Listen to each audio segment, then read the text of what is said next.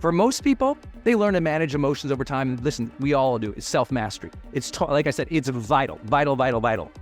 However, the most important part for teams and leaders is to go, we better have an initiative or a plan in place. Otherwise, that roller coaster is going to be severe for everybody. But once we have a plan in place, there's a little bit of momentum. If I lack direction or purpose in my life, if I lack a plan, my emotions swing way harder and are more likely to derail me. I want everyone to write one word down. This is a session about powering change. I want to let you know everything I've learned in the last decade in terms of powering change, one word. It comes back down to one word. It will always be one word. And I've been able to diagnose companies that fail at change and individuals who succeed at it with the one word. And that is this: when there is change, the one thing that matters, assertiveness. That's it. You are either going to assert yourself into the change, into the flow of change, into command of change, or you're going to get cynical, bow out, stay doubtful, contribute to the noise, get distracted. And, psychologists, of course, Chris, this, the psychologists just call this personal agency. Are you someone who takes responsible agency, like you're the key agent of your life, and you approach versus avoid? But there's something around the word of assertiveness that I love. It's like, I'm going to assert myself into this new context. I'm going to assert myself into this new reality. It's about the willingness to really step into it without avoiding it, without staying on the sidelines, because almost every change initiative I've ever seen fail, Chris, whether it's personal or organizational, when you talk with the people who are, quote unquote, in charge or widely affected by it, there's always this phrase, I wish we would have done something sooner. Somebody did not assert themselves into the new reality soon enough, and they got gobbled up, they got beaten by the competitors, or they lost their sales, they lost their team. It's just like it was death by 1,000 paper cuts of delay. Those who win, they're a little more courageous or assertive into that. I like to use the word courageous, but some people don't like that. I'm not a courageous person, Brendon. I'm like, well, then you better be assertive. And, you can assert yourself and be doubtful and scared and fearful, but still assert yourself. And so I don't consider myself a particularly courageous guy, but assertive. Will I jump in to the ring even if I'm scared, even if I'm worried, even if I don't know how it's going to go? That's the job if you want to power through change. Yeah, that's awesome. And it's interesting, as you said, there's that one statement that they always say, I wish I had done. Like, everyone had the word sooner to fill in the blank. Like, you didn't even have to say it. Like, it was sooner. So then how do we, or have you worked with someone that you've helped them become more assertive? If it's necessary in times of change, how do I increase my assertiveness to run towards it? Yeah, I think first and foremost is, in all of change, I always say there's 4 phases of all change. The first change, which is obvious to everyone here, is you just have to be aware, right? That general awareness, a lot of people don't have. Something change is happening, but they're not aware. The CEO is missing it. They're aware of it in their locality, but maybe not at a larger regional or national level. They're aware something's going on, but they don't get curious and dig in. That's a difference maker in change. Some people, they miss a movement by a decade. In my industry, people missed getting online by over a decade. There are still some people who are just discovering this thing called Zoom. Most of the world did not discover going live until the pandemic. And I was like, I've been live since 2009 because they invented it in 2008. So I feel like the ability to see the change and be aware of it and get curious, to engage and to research and to ask people, at the forefront who are succeeding or doing well or innovating, it begins there. Yeah. And we know from a lot of psychological research that those who aren't curious, they tend to miss it. And let me share something that's very opposite than most of my industry, Chris, and this is particularly important to this topic. A lot of the personal development or, self-improvement space, which I'm in, they like to sell or talk about the concept of certainty. You have to have certainty. You should be certain. And there's a very type A masculine drive behind this conversation about certainty. And it sounds so great. It's an easy way to sell anything. However, all the research in high performance says people who have too much certainty, they tend to miss the change that's actually happening. There's a level of blinders that they have in which they have so much certainty, they're less curious. So those who high in certainty, it has to be this way, or I know it's this way, they miss the innovations, often by years, compared to their competitors in the research. And so I think first, when you're feeling the earth shift or change, instead of avoiding it, denying it, pretending it's not there, get super curious. Start asking questions, right? That first research-driven reality of all high performers worldwide, they seek clarity. And yes, they seek clarity before their peers. They're asking questions. And I want to celebrate Chris here for everybody, just in case you can't see him at the same time as me. I think you do. But I've known Chris for a really long time. He's somebody who will ask the questions early.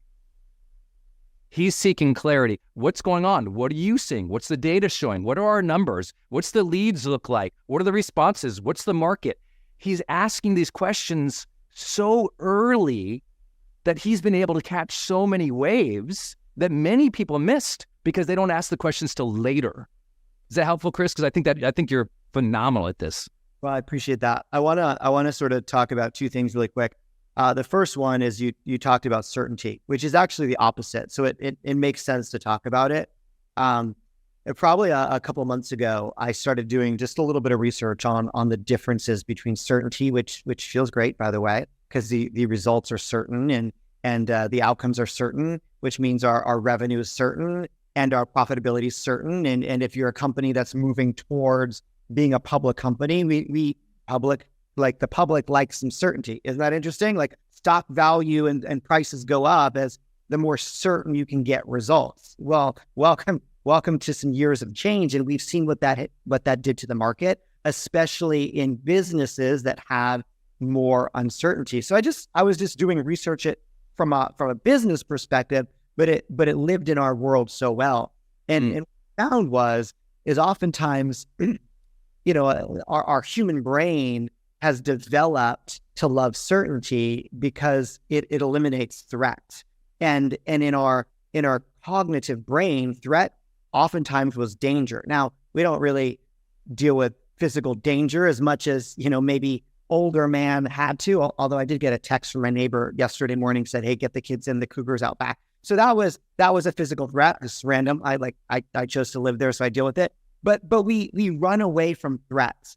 Threat leads to distress, which is an unhealthy stress. So if we look at change and we look at it as a threat, then we will absolutely move to threat and negative stress. And there's all these physiological things that happen. Our hearts beat faster, our vascular resistance increases, so it's harder for our blood to push. Like our heart pounds, like we're overworking because of the stress, and we go to bed exhausted. So many in this room may feel exhausted because the change is showing up in our world like a threat, and threat equals distress. The other side that it came across, Brendon, and you can, check me on this, was change could be looked at as opportunity, which is not certain, but it's a possibility. And opportunity actually leads to eustress, right? Like a positive stress. And physiologically, things happen.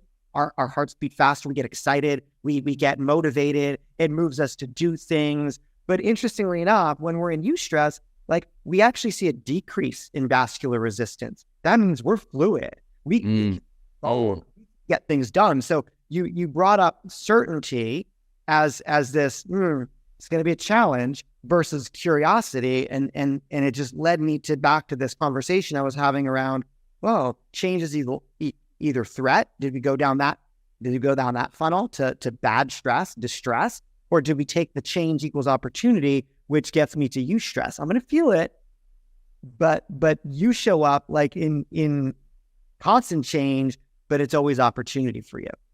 Yeah. And I think it's important, what you just shared is like, sometimes the physiological nature of change is very similar. The stress is there in one way, though. Sometimes that energetic stress stops you or shuts you down. In the other, it makes you get ready for performance.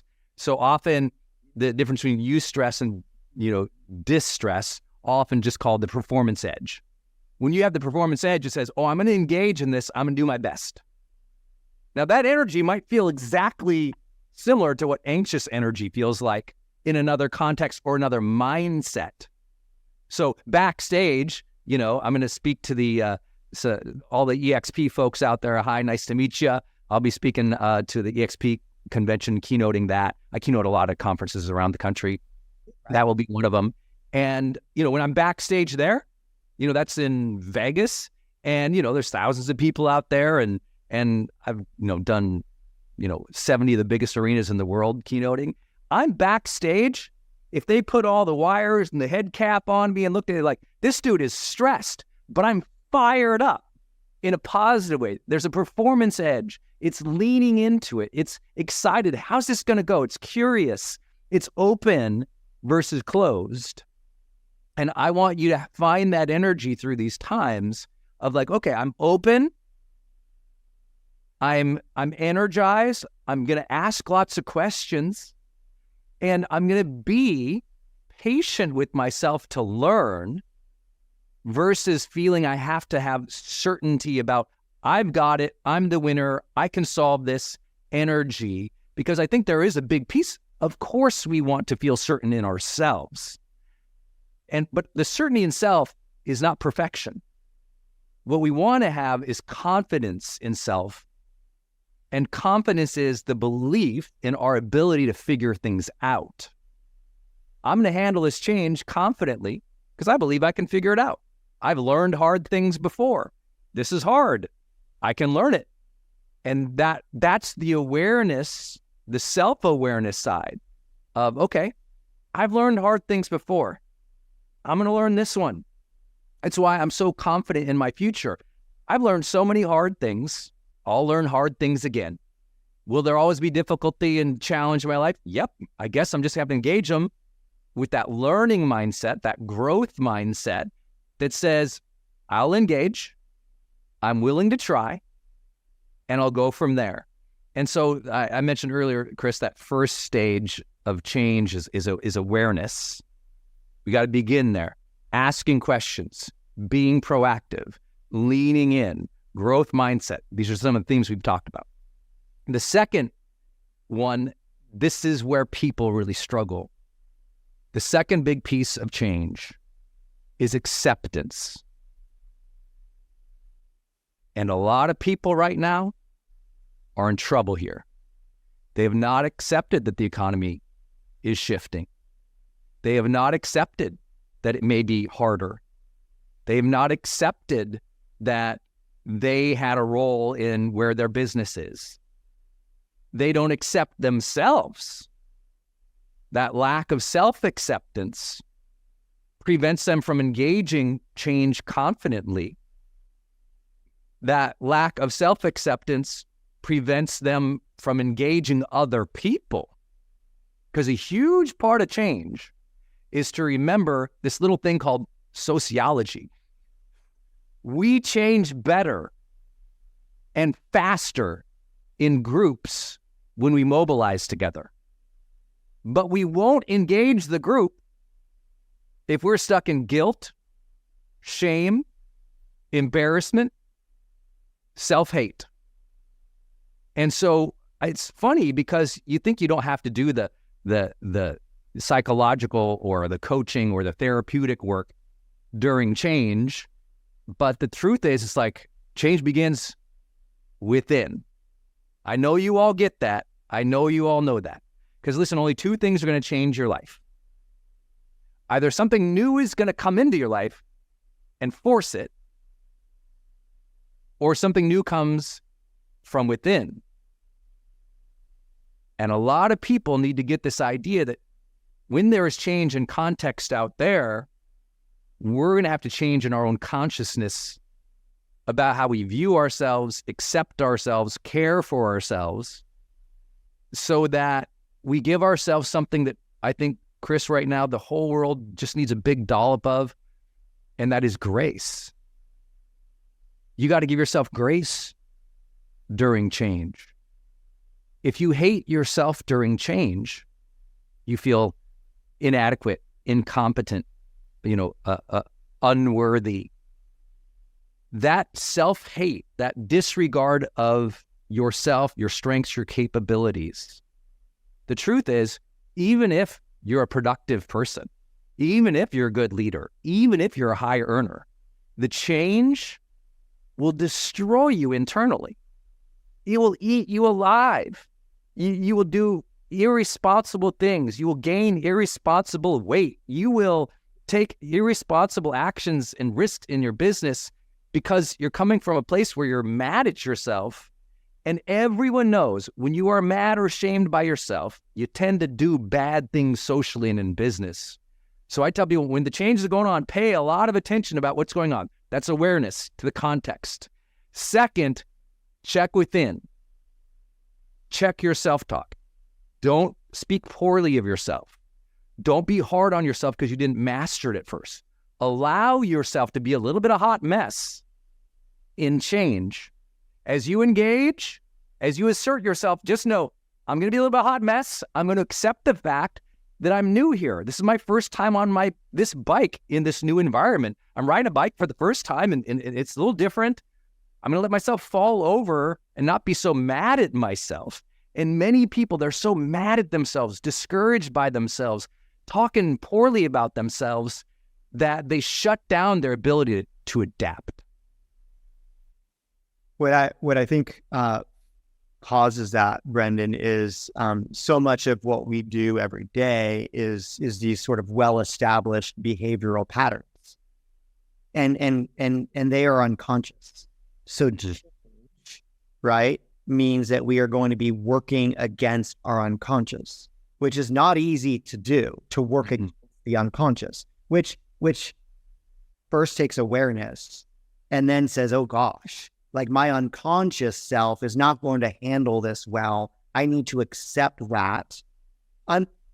If it won't handle it well if we don't change, right? Those patterns or those habits or those behaviors. So I think as I take that and sort of internalize what you're coaching me to do, right? Clarity and awareness of the change that's coming, but also what I am doing, the habits I inform, how I've handled life or situations or business up to this point, like getting very, very clear about my unconscious behaviors or activities or thoughts, and then saying, okay, I'm going to accept this for what it is. That is not going to play well with my unconscious habits. Like, let's take it on. Like, yeah, against the unconscious, so that my brain has a fighting chance, because I'm more aware that I have some work to do there. And oftentimes the reason why we feel bad about ourselves is like, I'm not handling this well. I'm not showing up well. I'm not feeling it today. Well, yeah, because your unconscious self had habits for a different day. Your unconscious self had habits for a different day. Your unconscious self had habits built for different results. And now you have to fight against that unconscious, which is one of the most difficult things for humans to do. So true. So true. And I think that the lesson in the first piece that we talk about when we think about awareness is to be open, to ask questions, to seek questions earlier, to be curious. And in this area of acceptance, it's to know in a new context, in a lot of change, that, oh, this is a chance for character development. let me engage this and going, oh, there's a blank page here. I can reestablish who I am in this marketplace. I can reestablish my habits in this new world.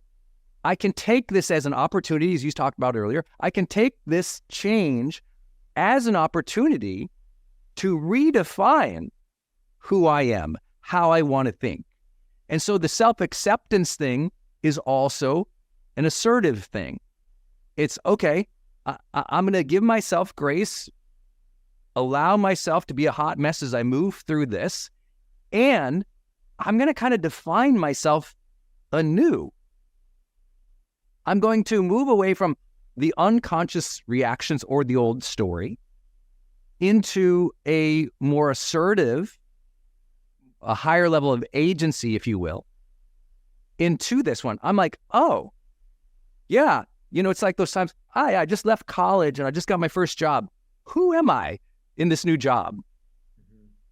That's part of self-acceptance, is the ability to continually adapt our perception of self and identity in new contexts, right? When you move to a new city, you get that new shot, that new chance. Who am I here?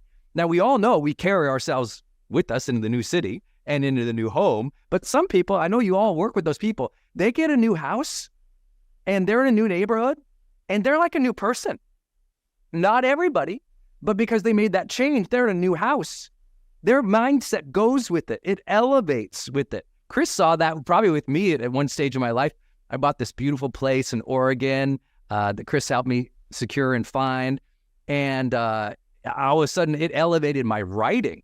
It elevated how I perceived myself as a writer, because I was up on this cliff overlooking things. I had this beautiful place to write. And there was a part of me that consciously elevated with that change of habitat. And so I know everyone here in place, you all see this in real life. Some people shift in a neighborhood, they make that change in themselves, and it becomes a powerful new part of their story. I want you to do that for yourself. Yeah. Brendon, just as you said that, you're taking a physical environment as a change.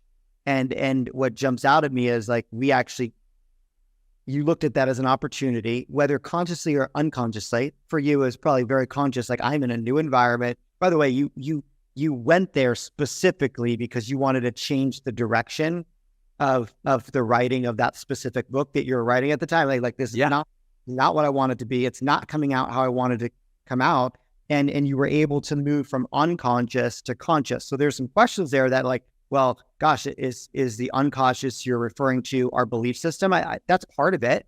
You believed you were now a different person or a better writer. Like, all of us, that change can show up, and we are now the person that can handle it. You mentioned physical environment. This week we were doing a session with a small group of us. I run an experiential MBA is what we call it. And in that session, we were actually talking about behavioral change. And one of our participants said, I realized I bought a house last year, and I actually changed a lot of my behaviors just physically in the new house. And she said, I recognize I'm moving again in a few months. I have the opportunity to look at that and say, okay, well, what behaviors do I want to change? And how do I make sure as I go into that new space, those behaviors change? So that is the unconscious into conscious. And all of us can do that. Like, we have to choose to do that, like you did in that space. But that we could use a physical landmark. We can use a temporal landmark, right? First of the month, first of the week, first of the year, first day after I turned 45, like first day after a holiday. Like, we can use those temporal landmarks or a physical landmark to say, identify change, clarity, awareness, acceptance. So those are the first two. What's the third one? The third one is accountability. We've got to take a higher level of personal accountability and what you might call social accountability when there's new change. I think that when you're accountable for your life, you know that you're responsible for it. No one's coming to save the day, that we have to take it upon ourselves to assert ourselves. But really, at a broader level, what accountability means is you've made a promise to own something, and you're going to navigate to make that thing the best that it can be. You're going to fulfill the promise that you made to yourself or to other people. That's what accountability is. You know what? I'm a good parent. I chose to have this child. I'm going to take care of this child. That's a personal responsibility, but it's a social responsibility to the child, right? And we do that in our own careers and our lives a lot. And here's what happens. In times of change, I want you to all write this down. In major times of change, we need to sit down and journal. Obviously, we all use Growth Day journal. I hope you all use the journal in Growth Day for your mindset journaling. And you make this promise. I promise myself that ... I promise myself that in this time of change, I'm going to check in on my mindset every Monday. I promise myself in this time of change, I'm going to look at my numbers every morning. I promise myself in this time of change, I'm going to make 5 outbound every day. I promise myself in this time of change, in this economy, I'm going to do this new lead acquisition. Like you have to make new promises to yourself in new contexts of change. And some people, because they don't do that, there's no accountability. And if you don't set that goal or make that promise internally, you have no guiding system. And so if you have no guiding system, then what happens is you start to waffle and get distracted and you feel bad. Also, the social accountability, to go to your team and say, I've got you during this time. I'll be more available. Here's what we're going to do. Each of us, what's your promise? What's your promise? What's your promise? And the group commits to themselves anew. Okay, new world, new time, new month, new economy. Okay, what we got to do? What's your commitment? What's your commitment? What's your commitment? And we share how we were going to deal with the social change, right? It's just like in the military when you move into a new campaign, right? There's a bunch of people standing around a table deciding, what are you going to do? What are you going to do? What's your play? What's your play? And they look at each other when they leave that tent or that building and they're out to initiate that campaign where their life is at stake. The reason they all talk about it before they go do it is they look each other in the eye in the military and they know what each person is going to do. When they walk out to do it, they trust they will execute. There's a personal and social accountability there. The personal accountability sounding out, walking you through my moves, walking you through my playbook, walking you through what I'm going to do during the campaign. And that receiving of it and seeing of it, that accountability ends up being the trust piece through change. I trust you. I trust myself. I trust we have a plan. This is the stuff of accountability. Some people don't like the word accountability, and that's why I try to use this other language. And when we can trust each other to fulfill on what we are saying, we all move through change with a whole different level of mobilization and confidence and effectiveness. Yeah, Brendon, it's interesting. Just this past Friday, so just less than a week ago, we spent about 20 minutes of our sort of weekly call. We have about 1,400 people on every Friday, and we talked about what are your non-negotiables, and what I challenged everybody to do is write down their list of non-negotiables. Right, that is a promise to themselves.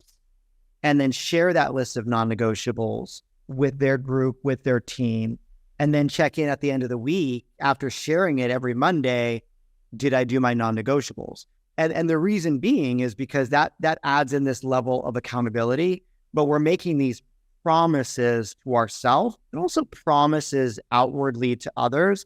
It was based on, honestly, probably something you shared with me 9 years ago, about one of the key aspects of all high performers, right, is necessity and figuring out who needs your A game today. And so, yes, hey, I promise myself that.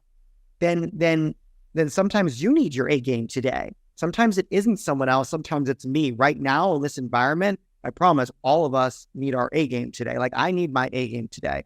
But I also believe that the accountability piece, awareness, acceptance, then accountability, for me, I've always done well being highly accountable to other people. And that is why I've always made some pretty big promises to people. I will promise things to people. Yes. Because I know that I identify as a promise keeper. So if I'm a promise keeper and I'm always going to keep them, that means promise away. I'm going to go out, I'm going to say I'm going to do something, and I'm going to do it. And interestingly enough, like it doesn't matter what change shows up, because that accountability keeps me so focused on what I said I was going to do. So that's why I love that. I love that, like in your journal, I love that I promise that. And I love that these are non-negotiables. This is who I am as a human. They're non-negotiables to me in my life and my business. And it was around Keith Cunningham's quote in his book. He said, the quality of your life is a direct result of what you decide to make a non-negotiable. Well, heck, Yes. let's quality up our life. Like it's that simple. The quality is based on like, how big are your non-negotiables? How real Yes. are they? And if you promise the right people that they are non-negotiable to you and to them, that sort of encapsulates this conversation of accountability. Anything you add, or is the non-negotiable not good language? Did I mess up or? It's fine. Yeah, it's fine for everyone's got their different way of looking at this. What you got to understand is there's that personal side and the social side, then, and we have to have that. And we have to have our way of operating our day that we're very clear about what is our accountability. Like those simple things of the checklist for yourself, but maybe the checklist for others and what you're going to do that day. And I think that's a lot I'll do with CEOs. I'll go, okay, I want to make sure you have a checklist for what you're going to do. That's your personal productivity for the day. I also want you to have a checklist for your social accountability, your social leadership. And I want you to separate them in your mind purposely, because we'll make you stronger when we do that. It reminds you of your role as a leader. I'll give you an example. Some of you guys see, I don't know if they can see this. I wear this, this year I'm wearing this band. It says Ultra. I know we've got all the place members in Ultra. Ultra is it's like our private success group in Growth Day. So some, you guys are all in Growth Day. And in Growth Day, kind of the highest level membership we have is called Ultra. And so we meet live in Los Angeles every month or virtually. And I made a commitment to this group.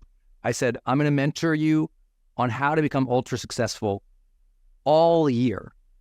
It's the biggest promise, Chris, I've ever made. I was like, I will be in person with you in Los Angeles every month. And if you're not there, then I'll broadcast it to you.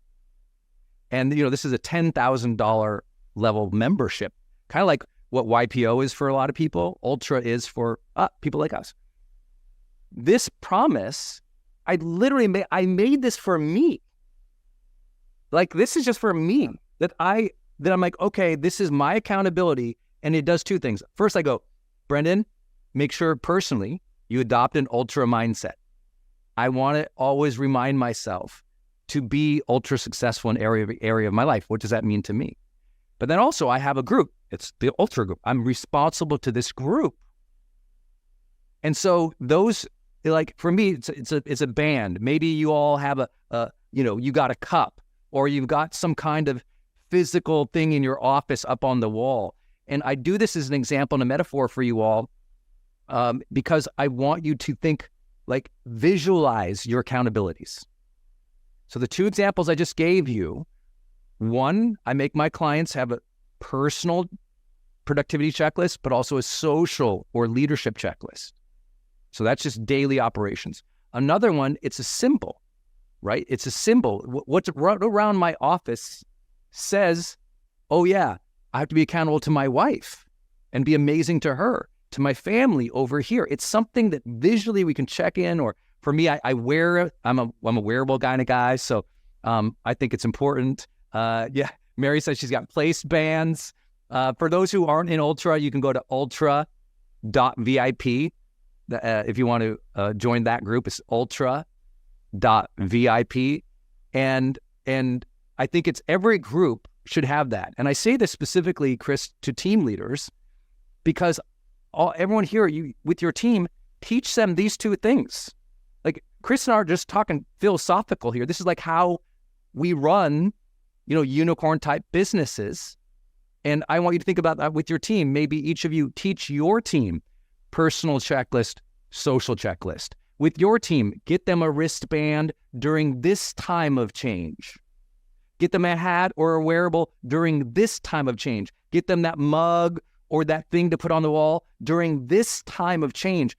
Accountability, when it's visual and social, is so much easier to sort of create a foundation of strength socially. So I hope that resonates with some people.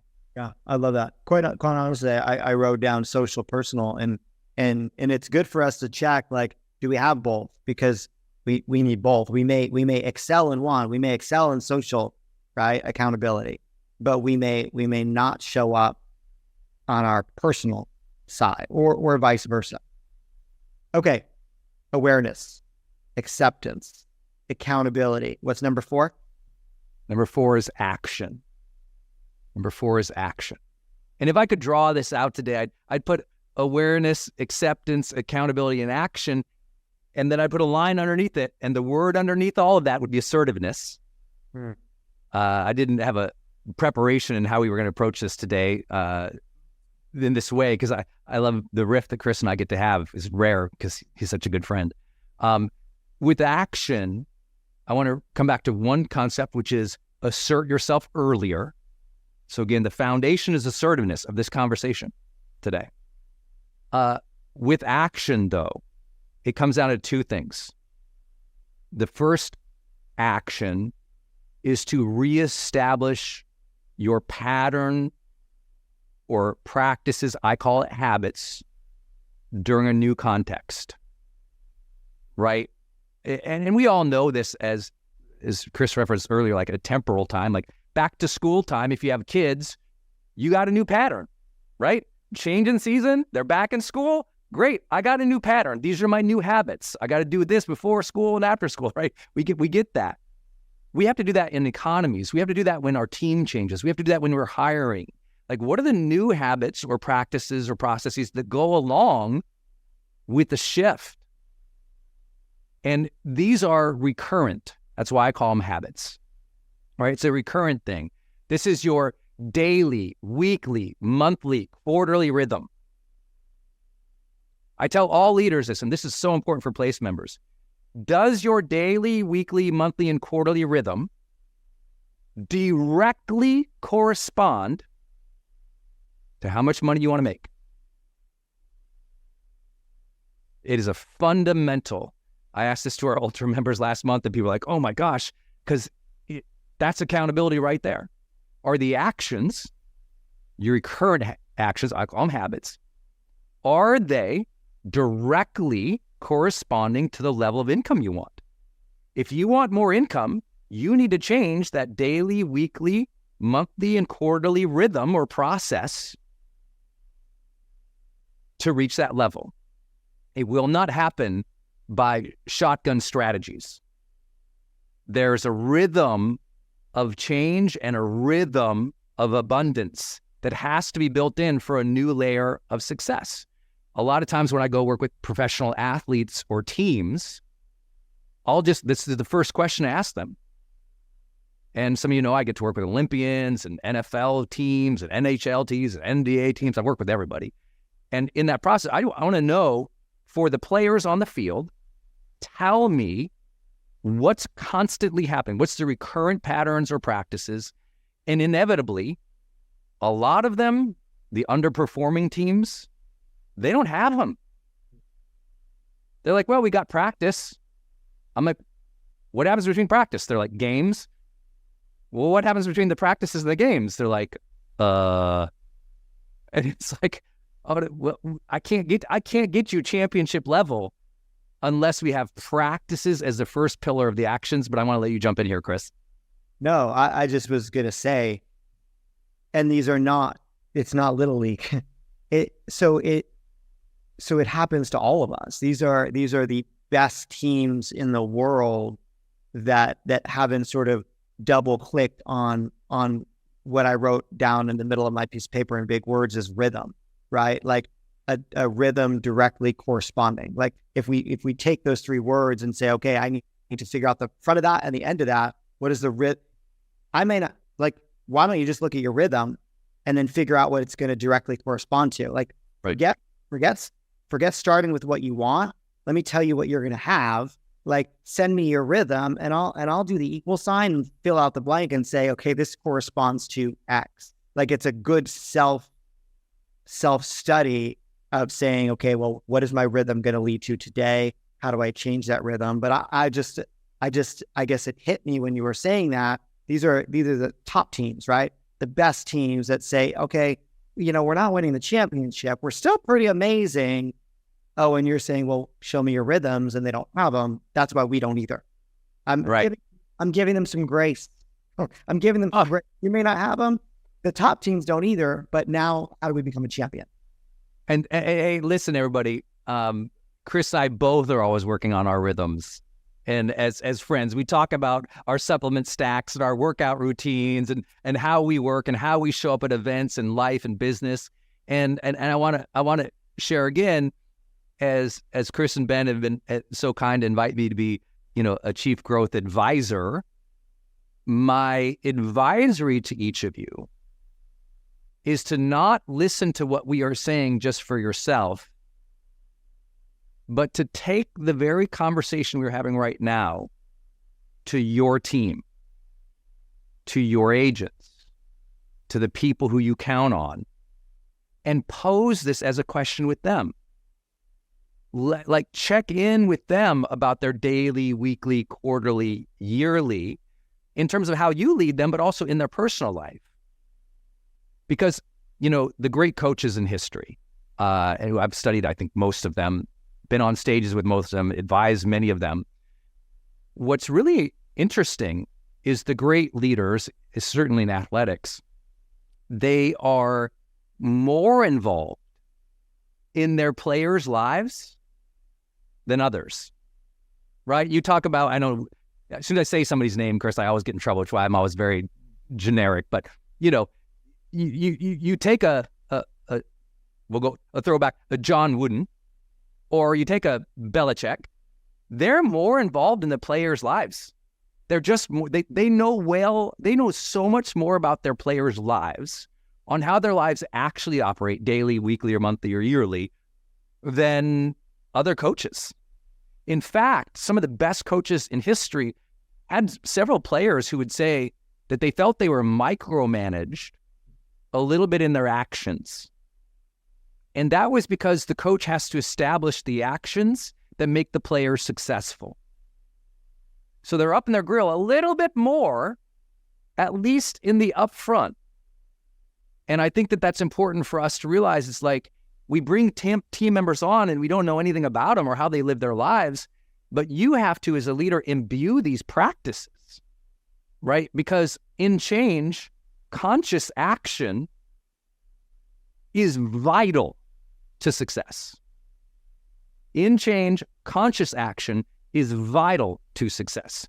So that's setting up the rhythm. That's setting up the actions and the practices that we know will move us forward. Okay? The second piece of action is identifying just maybe tops 3 initiatives, other language, 3 levers, 3 needle-moving activities, whatever you want to call them. In leadership, we typically talk about it as an initiative, that this is an initiative our team is going to put forth during this time of change. Now, if I work with a Fortune 50 CEO, I always tell them, you only get 3. Even when you're the president of the United States, and I've worked with 2. Don't worry, both parties, chill. Guess what? They only really get 3. And it's like this crazy rule of 3. You think you can roll out 30 things, but in times of change, you kind of have to hit this messaging over and over and over. And what I mean by initiative is you say, okay, This is where we're going to focus on. Usually it's in a 3, 6, or 12-month initiative. Most initiatives are about 3, 6, or 12. Not 3, 6, 9, and 12. It's almost always 3, 6, and 12 that are successful, at least internationally in organizational theory. So we want to take, for our initiative as a team, in the next 3 months, this is the playbook we're going to follow. And these are the results we're going to track. These are our KPIs, our OKRs, you call it whatever you want. But you put a value system on top of it. Like, you name the initiative something cool. We're all in it together. We're all going to ride this wave or build this new change together. You literally name it as a project or initiative. So there's something to reference. Oh, we're all doing this right now. Because otherwise, it just feels like everyone's doing everything. But once you name it, oh, this is why in the military, it's always Operation Blank, right? Why did they do that? Because it's absolutely critical to leadership communication. It's absolutely critical for the team to be able to align around an initiative. Operation Blank, Project Blank, right? There's a reason that works. In times of change, most leaders forget to do that. So what the leaders are doing, they're espousing values. Work hard, damn it. Check your voice messages more often. Everyone come together. But we need to name it something. And then we do it. It wasn't, hey, everybody, freedom's important. It was the civil rights movement. You have to name movements. You have to name initiatives. And during times of change, especially if you want to drive it, leaders, call it something, rally around it, put leaders in charge of it, measure it, and move as one.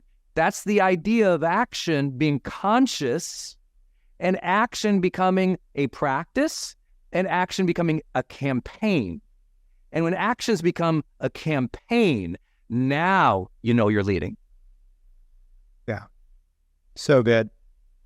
So good, right? I never really thought of that. Operation, project, movement, especially, right? We started talking about the change that kind of just happens and how we manage through it or power through it. But this last one, action, you could work up from the bottom and say, okay, you need someone to change. We want to change behavior. We want to change directions. Well, those reestablishing your patterns for this new behavior and then identifying the initiative. And it's funny, you heard it here first. If a president only gets 3, like, real estate agents should not have more than 2 or 3, right? Like, you only need 2 or 3 to move a business like ours. Like, if our country gets 3, we get 3. So super, super solid. Yeah. I have one more question for you, Brendon. Please. Have a minute. We might ask if the audience has 1 or 2 for you. I know we're running out of time here. I'm good on time. Let's do this. I love you guys. I'm so pumped to be able to do this work with you, because a lot of people are just in reactive mode and not building the initiatives and the campaigns that will build the future. Yeah. That's assertiveness. Yeah. So my question would be, what role do emotions or our emotions play in either powering through change or getting just destroyed by change? Like, the emotions seem to affect it. What is your take on that? Yeah, I think in general, during times of change, our culture here in the West, we overemphasize them. And here's what I mean. They're vital to someone's day-to-day reality, someone's day-to-day experience of the world. But see, emotions by definition, in psychology anyway, emotions are automatic, physical, impulsive, and usually reactive. And so a lot of psychologists will say, well, and a lot of us in coaching, emotions happen to you. They come. You hear that phrase and metaphor. They come in waves. They happen. But emotions tend to be gone and out of the system fairly quickly. Right? Now, feelings are separate than emotions. Okay. An emotion kind of hits you. It just happens. It's automatic, impulsive. You're really not choosing usually the emotion. The emotion happens physically. Now, the feeling is usually the meaning you give to the emotion that you hang on to. Okay.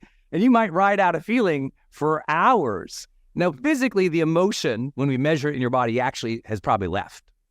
But now we're holding on to a definition, a vibe, a feeling, and we ride that out. So these are important because they can impact my day or my hour, and I can ride it. It might be up or down and the things like that.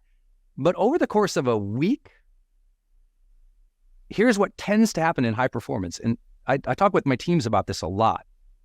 And that is, when people lose at change, it's less often the emotions, because guess what? Here's what emotions are, everybody. If you can watch me on camera, this is emotions. This happens for every human. You get stressed, you get anxious, you're fine, you're placated, you're grateful, you're happy, you're non-compliant, you're aggressive, you're kind of like stuff just happens. Like you feel like a yo-yo sometimes in emotions. Welcome to life. It's a little bit of a roller coaster, especially in times of new context. You go to a new school, you feel terrible all day and embarrassed, and then one person talks to you at lunch, and you're like, woo, I'm accepted and loved. This is going to be a great school. Like, it's a ride.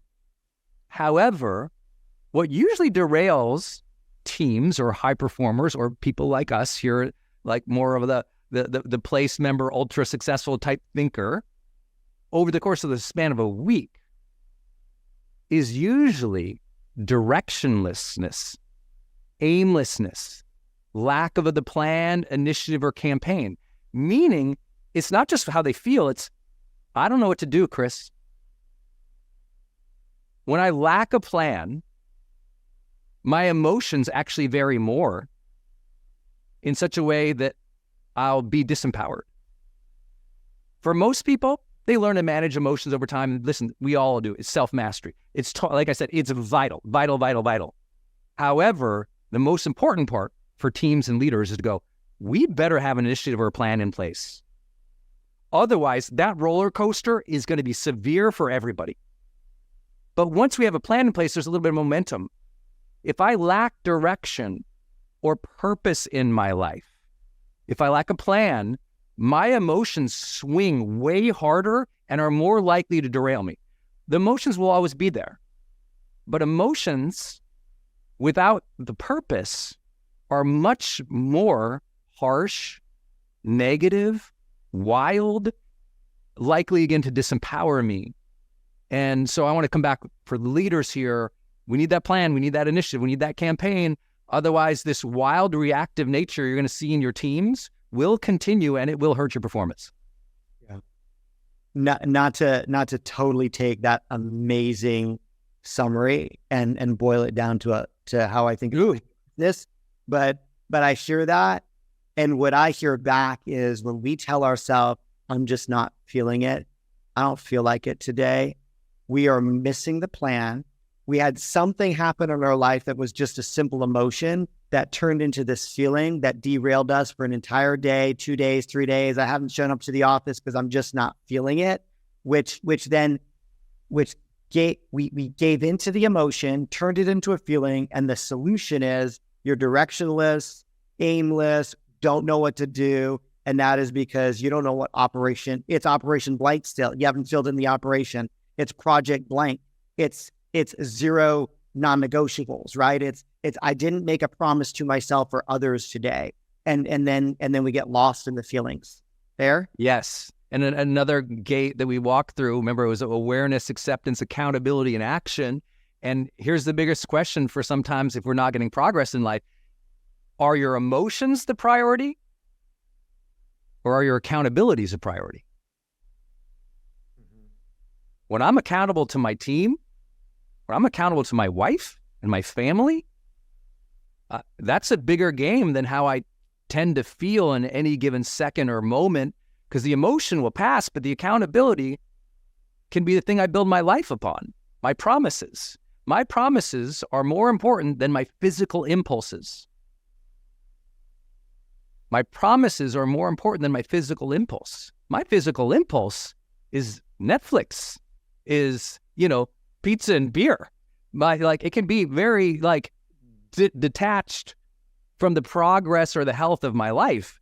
And so I have to ask, what's the bigger promise? What's the bigger accountability? It's why I know it's so simple for everybody, but many of you know I have next to my computer over here that little card that says, who needs me on my A game today?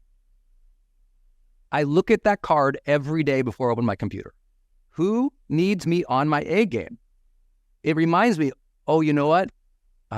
Chris needs me on my A game today to serve our place members. I got to do a good job for them. This is a blessing that I get to work with this many achievers. Right. Okay, Brendon, you kind of had a slow morning. Your brain was a little checked out. You got to check back in. You got to do a good job for Chris and Ben. You got to do a good job for these place members. They're working hard out there. They're trying to help families. I got to get my head together here. Okay, cool. And so I'll elevate my performance in service to others. And that's how you manage change. Because sometimes in service to our comforts or our needs or our emotions, we'll check out. But when we elevate ourselves in service to others, we've hit just, another level of beast mode in change.